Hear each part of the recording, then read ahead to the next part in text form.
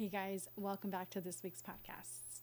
Woman to woman, there's a lot of noise online right now. And if you're a woman like me who actually wants love, who values partnership, who lights up at the idea of building a life with a good man, this noise can feel confusing, heavy, even a little frustrating. Suddenly, you've got influencers telling you married women are miserable and single women are living their best lives. You've got authors preaching that marriage is outdated and life-threatening. You've got TikToks saying men are the problem, commitment is a trap, and partnership is a full-on liability. And honestly, it's getting extreme.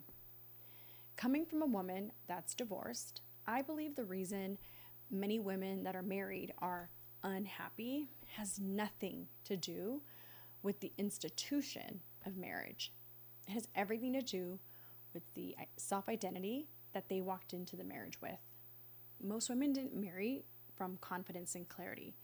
They married from insecurity, pressure, loneliness, cultural norms, religious oppression, poverty, or the hope that a relationship would fix something they didn't know how to heal. And that's not a marriage issue. That's a self-identity issue. And once you see that, the whole narrative starts to fall apart. This online message creates doubt in women who are married to good men. It creates suspicion and caution in women who are dating. It makes them defensive. And it creates this weird sense of grandiosity in single women, like, thank God I didn't end up trapped like them. And the enemy is having a field day with all of this division. Here's where I think things really took a turn online. I saw the division get louder when that now viral meme or prank started circulating. The one where the woman tests her husband by saying that she can't afford the mortgage this month. And he responds confused because she never pays the mortgage. People were laughing, celebrating, sharing. And in my opinion, it was so fun. I binged these videos. It was a glimpse into the kind of relationship dynamic where a man happily provides because he genuinely wants to love, support, and take care of his wife and family. It highlighted good men, men who enjoy providing, men who don't need their wives to provide financially. But the reaction from many single independent women who pay their own mortgage or rent and are honestly tired from having to do it for so long, which I totally understand, their reaction was intense and it was defensive. Instead of seeing this as evidence of what's possible, it was dismissed as delusion. Instead of celebrating these women, people accused them of lying or hiding misery. It went from a harmless joke to full-blown projection. And then it escalated even further when last month that article went viral, the one where the author claimed that it's embarrassing to have a boyfriend. Let's be honest, ladies. Her entire argument was built on interviews with women who were already unhappy in their relationships. That's like asking people who hate their jobs if working is worth it. Of course they're going to say no. This author's reticular activating system was in overdrive. She believed relationships were embarrassing, so she unconsciously went out and found only women who would confirm her belief. Not married women who are happy. Not women in healthy partnerships. Not women who love their husbands or boyfriends. Just women who were already struggling. This is the exact moment the algorithm swallowed that message. Instead of thinking, wow, this meme, this prank shows what healthy partnership can look like, the reaction became, all marriages are miserable. All relationships are traps. All men will cheat or destroy your life.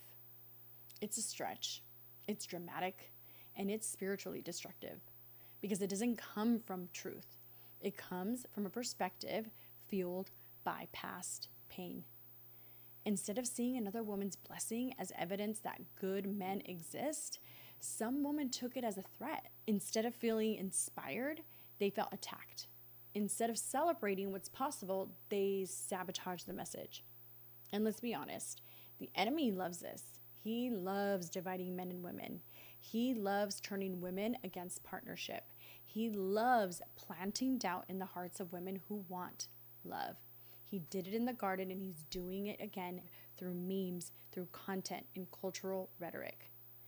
You and I both know this narrative is not from God. But back to the core message of this podcast. Does marriage require work? Yes. Does it require compromise? Yes. Does it require terrifying levels of honesty and vulnerability? Absolutely. Again, this is coming from somebody who was married for many years. But influencers aren't glorifying the singleness the way God celebrates it. They're glorifying isolation. They're glorifying self-protection. And isolation idolized is not empowerment. It's separation. It's confusion. It's spiritual warfare dressed up as self-love. So let's talk about men for a second. Men are good because God made them, and everything he made is good. Are there men with broken, distorted, or hardened hearts? Yes. Are there men who were never shown how to lead, love, protect, or provide because they lacked fathers, guidance, mentorship, or emotional formation? Yes. But that's a heart issue, not a gender issue. This is an identity issue, not a relationship or marriage issue. When your identity is broken, love feels scary. When your identity is unstable, commitment feels risky. When your identity is unhealed, marriage looks like the enemy instead of a mirror. But here's what I want to tell you, woman to woman. Please hear me when I say this. Don't let this viral narrative convince you that your desire for partnership is naive or outdated. Don't let online noise make you suspicious of good men. Don't let fear steal what God designed to be beautiful. Marriage is not broken. People are. Identities are. Hearts are. And when identity is healed, when the heart is grounded again, when a woman knows who she is and what she brings, marriage becomes what it was always meant to be: a covenant, a partnership, a team, a refining, strengthening, growing, deeply sacred connection between two imperfect humans learning to love well. If you want love, you're not wrong. You're not behind. You're not dumb. You're not weak. You're not needy. You're not delusional. You're not missing the cool memo.